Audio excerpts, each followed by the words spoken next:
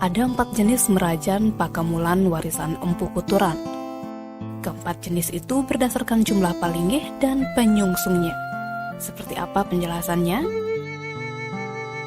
Masyarakat Hindu di Bali punya konsep sederhana dalam membangun rumah, mulai dari memilih pekarangan dan melakukan pembagian areal pekarangan. Warisan konsep dari Empu Kuturan ini yakni sistem utama, madya, dan niste. Dari ketiga konsep warisan Empu Kuturan tersebut, ada istilah hulu, tengah, dan teben atau tingkat terbawah. Biasanya masyarakat Hindu di Bali membuat konsep hulu terlebih dahulu, yakni merajan atau merajan dalam pembagian pekarangan. Lalu apa saja pelinggih-pelinggih yang terdapat dalam merajan? Dalam buku berjudul Riwayat Merajan di Bali yang ditulis oleh Ketut Subandi, menyatakan konsep merajan tertera dalam lontar iti prakerti yang konon berdasarkan konsep Empu Kuturan.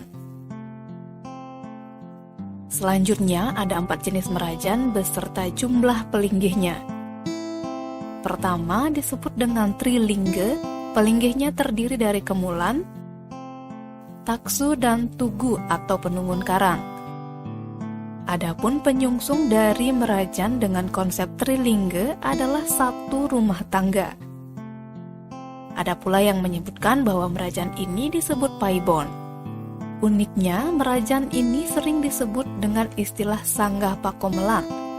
Pakomelan berasal dari kata kotor.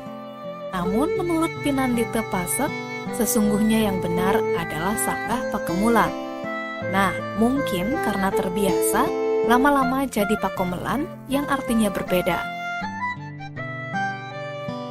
Selanjutnya yang kedua ada konsep merajan Pancelingga dengan pelinggih sejumlah 5, yakni kemulan, taksu, tugu, peliksari, dan gedong. Penyungsung merajan ini adalah beberapa rumah tangga yang masih satu puruse. Istilah lainnya bagi merajan ini adalah panti.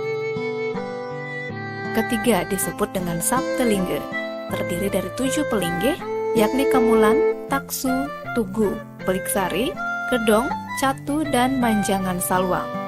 Merajan ini disebut dadya yang disungsung oleh penyungsung beberapa panti dan paibon.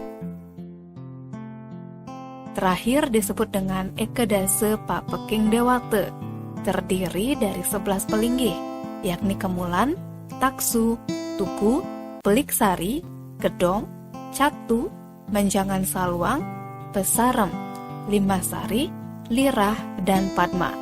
Disebut dengan dadya agung. Penyungsungnya adalah pemilik dadya, panti, dan paibon.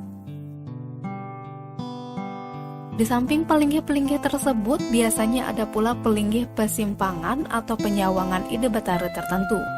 Misalnya, ide batara Gunung Agung, Batur, Beratan, Batu Karu, Lempuyang, dan sebagainya.